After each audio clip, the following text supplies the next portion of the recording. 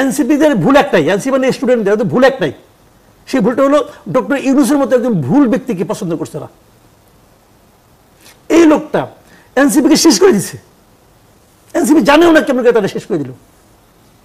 তারা বিশ্বাস করছে এই লোকটার উপর, সে শেষ করে দিছে, এই স্টুডেন্টদেরকে শেষ করে দিছে। রিয়াদের একটা বক্তব্য আমি পড়লাম, সে ইয়াকে বলছে, জাজকে বলছে যে আমি গরিবের সন্তান, টাকা দেখে মাথা খারাপ হয়ে গেছিল। যদি ধনীর সন্তান হয়, ধরেন আমি ধনীর সন্তান অথবা ধরেন ও ধনীর সন্তান, তো ওর ধনী পিতা কি ওরা লাখ লাখ টাকা দেয় প্রতিদিন? দেয় না। কিন্তু ধনী লোক তার সন্তানের কাছে 1000 টাকা দিলে হিসাব নেয় টাকাটা কই খরচ করছো, কারণ তার সন্তানকে সে বখে যেতে দিতে চায় না। ও যখন হাতে তুলে টাকা পেয়ে যায়, মাথা খারাপ হবেই রে ভাই, মাথা খারাপ হবে। এবং এই কাজটা কে করছে?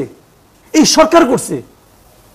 এই সরকার তাদের উপর একটা মানে আপনার এই যে কিংস পার্টি, এটা সরকার চাপাই দিয়েছে, এই সরকার প্রধান চাপাই। আমি ওদের দোষ দিই না তো, বিশ্বাস করেন আমি ওদের দোষ, ওদের মায়া লাগে। এই গভর্নমেন্ট কি করলো এই কাজটা? ওরা কি চাইছে আমাকে ওই এসপিতে উঠাই দাও? ওকে ওরা কি বলছে আমার তোমরা গুলি করো? ওরা বলছে সমস্ত দায় চাপছে ওদের উপর। যেখানে তারা পুলিশ পাহারা পায় নাই, এর আগে এনসিপি বিভিন্ন জায়গায় যায় নাই, মিটিং করে নাই, মিটিং তো করছে, দরকারটা কি তাদের ছিল? এগুলি সরকার করছে। এই সরকার যেদিন গঠন হলো আমি সেদিন থেকে ক্রিটিক্যাল, কারণ ওই দিন থেকে আমার মনে হয়েছে যে এই লোকগুলি পারবে না। কোন লোকগুলি পারবে না পারবে সেটা তো বোঝার ক্ষমতা আছে রে ভাই আমার। আমি এই দেশে 36 বছর ধরে সাংবাদিকতাই করি। কেন আপনার মনে হলো যে এই লোকগুলিকে চিনি আমি, ম্যাক্সিমাম লোকগুলিকে আমি চিনি। এদের এমন কোনো অতীত নাই যারা ভয়ঙ্কর ভালো কোনো কাজ করে ফেলবে। শুনেন, এটা একটা নর্মাল গভর্নমেন্ট ছিল না। এই গভর্নমেন্টের উপর, নর্মাল একটা গভর্নমেন্টের উপর যে দায় দায়িত্ব থাকে, এদের উপর দায় দায়িত্ব ছিল আরো অনেক বেশি। এবং এরা সবাই এই কাজের জন্য অযোগ্য। এরা মেন্টালি প্রিপেয়ার ছিল না, কেউ না, ইনক্লুডিং ডক্টর ইউনূস। এরা মেন্টালি প্রিপেয়ার ছিল না। ইউনূস সাহেব যদি মেন্টালি প্রিপেয়ার থাকতো তাহলে ফ্রান্সে ওই সময় ডাক্তারের কাছে যাইতো নাকি অপারেশন করার জন্য? উনি মেন্টালি প্রিপেয়ার ছিলেন না।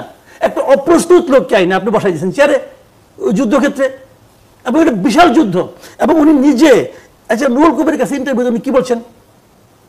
উনি বলছেন ওনারা এই কাজটা জানেন না, এটা ওনাদের ফিল্ড না, দেখি করতে করতে শিখবো, বলেন নাই বলছেন। এবং উনি বলছেন অন্য নজর কারা কি করতেছে, আমি তো ভালো মতো বিষয়টা বুঝি না, তো ওনাদের আমি কি ভুল ধরবো? বুঝলেন? তার মানে উনি করতে করতে শিখ, তার মানে উনি একটা এক্সপেরিমেন্ট করতেছেন, ট্রায়াল এন্ড এরর বেসিসে উনি যাবেন। দেশ নিয়ে এটা হয়? পৃথিবীর কোন একটা সরকার যদি এই কথাগুলি বলে। মাসুদ কামাল, আপনার মতে কি কারা অল্টারনেটিভ ছিলেন? যারা অল্টারনেটিভ কে ছিলেন? আমার অন্যদের ট্রাই করি না, আমি নাম বলে কারে বিপদে ফেলবো। প্রস্তুত তো কেউই ছিলেন না। প্রস্তুত কি কারণে থাকবে না? একটা আন্দোলন ছিল তো, এই আন্দোলনের মধ্যে অনেকেই ছিল, উনি ছিলেন না। এই আন্দোলনের আগে পাশে ডাইনে বাই উনি ছিলেন না। উনি যাদের কারণ ছিলেন তারাও কেউ ছিল না। কিন্তু আমরা তো জাতীয় সরকার গঠন করার এক ধরনের আমি বলি এই উপদেষ্টাদের 80% উপদেষ্টার শারীরিক, মানসিক, আর্থিক এবং বুদ্ধিভিত্তিক কোন ধরনের ইনভলভমেন্ট এই আন্দোলনের সঙ্গে ছিল না। এই যে নূরজাহান বেগমের কোনো ইনভলভমেন্ট ছিল? ছিল ছিল বলেন আপনি? আন্দোলনের সাথে ইনভলভমেন্ট না থাকলে তারা সরকারে থাকতে পারবেন না, এরকম এটা বলি নাই। কিন্তু এটা হলো এমন একটা সরকার যারা একটা মানে আপনার একটা লক্ষ্য নিয়ে মাঠে নামছে, যাদের মধ্যে চেতনা, সেই চেতনা তো ধারণ করতে হবে। এরা তো ধারণ করে না। এই যে আমি যে কথাটা বলছিলাম আপনাকে সেটা যে দেখেন কতগুলি, যে আমি ওই প্রসঙ্গের আগে আসি যে কেন উনি এত বড় ক্ষতিটা করলেন। উনি কিন্তু ক্ষতি খালি স্টুডেন্টদের করেন নাই, জাতিকে ক্ষতিগ্রস্ত করছেন। কোথায় সেটা আমি বলি, এদেরকে বিতর্কিত করে দিয়েছে। দেখেন উনি আসলে কার লোক বলেন তো? উনি হলো পশ্চিমা বিশ্বের লোক। এবং পশ্চিমা বিশ্বের সবচেয়ে ভয় পায় কি? তারা ভয় পায় ইয়াং জেনারেশনের আপরাইজিংকে। মনে নাই ফিলিস্তিনিদের পক্ষে যাওয়ার জন্য আমেরিকাতে এই স্টুডেন্টদের কি করছে তারা? কামাল, এখানে যদি আমি একটু থামাই আপনাকে, যে আপনি বললেন যে উনি হচ্ছেন পশ্চিমা বিশ্বের লোক, সেটি কি একটা কারণ ছিল যে ওনাকে এই পদে তখন বসানো হয়েছিল? কারণ তখন সবাই ভয় পেয়েছিলেন যে আওয়ামী লীগের পতনের পরে যে পশ্চিমা চাপ আসবে সেটি সামলাতে উনি পারবেন না। না না তা না, আমি ওই প্রসঙ্গটা পরে আসতেছি, আগে এটা আমি শেষ করি, এই ধারাবাহিকতা আমি শেষ করি। উনি কিন্তু ওই কাজটাই করছেন যে ইয়াং জেনারেশন যেন আগামীতে কোনো আন্দোলন করতে না পারে, এই কাজটা শেষ করে দিয়েছে। ইয়াং জেনারেশনকে, এই ছাত্রদেরকে এমন একটা জায়গায় উনি পৌঁছে দিছে, এরা যদি আগামীতে কোনো আন্দোলনের জন্য ডাক দেয় কেউ আসবে না, আসবে না। কারণ বলবো তোমরা তো এগুলি করো, তোমরা তো এগুলি করছো। দেখেন রিয়াদের যে এনসিপির কথা বলছেন নাকি সব তরুণ, সামগ্রিকভাবে তরুণ প্রজন্মের কথা বলছেন? উনি তরুণ প্রজন্মকে নষ্ট হয়েছেন। আমি আরেকটা একদম বলছি, দেখেন এই গভর্নমেন্ট ক্ষমতা নেওয়ার পরে প্রথমে আমি বলছিলাম, তখন আমি মনে করতাম যে ইউনূস সাহেবের একটা মানে শুভ ইচ্ছা আছে, আকাঙ্ক্ষা আছে। তখন আমি বলছিলাম আপনি দুইজন স্টুডেন্টকে আপনার উপদেষ্টা পরিষদে নিয়ে ভুল করছেন। অনেকে মনে করছে যে আমি বোধহয় তাদের যোগ্যতা এবং মেধা নিয়ে প্রশ্ন করছি, না তা করি নাই। কিন্তু আমি যেটা করছি সেটা হলো এটা করার মাধ্যমে সারা দেশের যে ঐক্যবদ্ধ তরুণ সমাজ ছিল এদের ঐক্যটাকে উনি নষ্ট করে দিয়েছেন। অনেককে বলতে শুনছে, আমাকে বলছে যে ওদেরকে কিভাবে নির্বাচন করলো, কোন যোগ্যতায় নির্বাচন করলো, আমি ওই কেন? এই প্রশ্নটা অনেকের মনে ছিল। কেন আপনি ঢাকা ইউনিভার্সিটি থেকে 2টা স্টুডেন্ট কিনলেন? ঢাকা ইউনিভার্সিটিকে সবচেয়ে বেশি ওদেরকে উনি 1 লাখ স্টুডেন্ট মারা গেছে। ঢাকা ইউনিভার্সিটি কেউ মারা যায় নাই। পাবলিক ইউনিভার্সিটি আপনি কেন নিলেন না? প্রাইভেট ইউনিভার্সিটি কেন নিলেন না? কোনো যুক্তি নেই।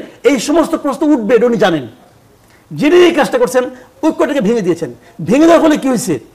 কেউ মন্ত্রী হয়েছে, অন্যরা যারা মন্ত্রী হতে পারে নাই তারা বলতে আমি মন্ত্রণালয়ে যাই, যে আমি তদবির করি। কেউ ভাবছে মন্ত্রণালয়ের মধ্যে যাওয়ার সুযোগ নাই, আমি আমার এলাকায় থাকি, এখানে আমি এই কাজগুলি করি, তদবির করি। শুরু হয়ে গেছে। যারা তদবির করতে পারছে তারা টাকা পাইছে, যারা করতে পারে নাই তারা আবার নিজেদের মধ্যে এক ধরনের ঈর্ষা কাজ করছে যে আমি তো সমন্বয় হইতে পারলাম না, হইলে তো আমি এগুলি পারতাম। তো এই যে বিষয়গুলো পুরো জিনিসটাকে তছনছ করে দিচ্ছে। যদি উনি না দিতেন, না নিয়ে বলতেন তোমরা সমন্বয় একটা মিলে একটা কমিটি বানাও, তোমরা জনগণের পালসকে ফিল করবা, করে আমাদেরকে জানাবা, এবং আমরা সেটা যদি বাস্তবায়ন না করতে পারি আমাদেরকে চাপ দিবা, তোমাদের সঙ্গে আমরা প্রতি মাসে 2 বার করে বসবো, তাহলে হতো একটা জিনিস। সেই কাজটা করে নাই। তাদেরকে নিয়ে একজনকে একটা যে মন্ত্রণালয়ে আপনি বলছেন যে সরকারের ছাত্রদের প্রতিনিধি নেওয়াটা একটি ভুল সিদ্ধান্ত ছিল। একদম শুরু থেকে বলতেছি। ওইটা করে কিন্তু আমরা পুরো দেশের ছাত্র ঐক্যটাকে তারা একদম ধ্বংস করে দিয়েছে। এই ছাত্ররা হতে পারতো। সেটা কি ডক্টর মোহাম্মদ ইউনূসের সিদ্ধান্ত ছিল? অবশ্যই।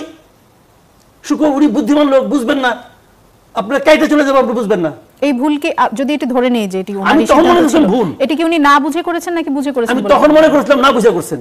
এখন ওনার কর্মকাণ্ড থেকে বুঝি উনি খুবই যে বলে না মেটিকুলাস ডিজাইন করছে, এটা ওনার মেটিকুলাস ডিজাইন। সেটা উনি কেন করবেন জানেন? এটা কেন করবেন ওনাকে জিজ্ঞেস করেন, আমি কেমন করব?